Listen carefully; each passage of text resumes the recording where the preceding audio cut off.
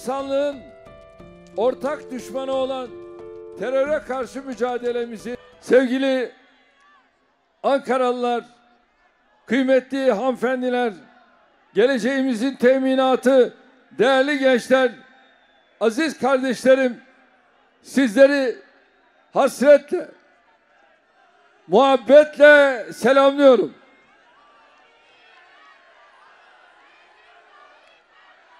Sözlerimin hemen başında, dün Moskova'daki bir konser salonuna yönelik gerçekleştirilen terör saldırısı dolayısıyla ülkem ve milletim adına Rusya hükümetine taziyelerimizi iletiyoruz.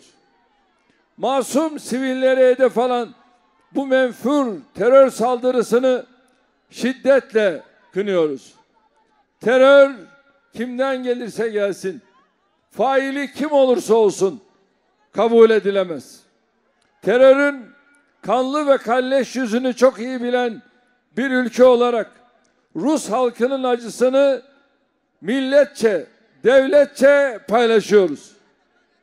İnsanlığın ortak düşmanı olan teröre karşı mücadelemizi sürdüreceğiz.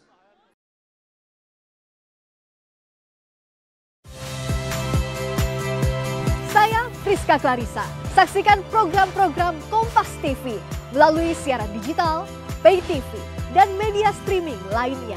Kompas TV, independen, terpercaya.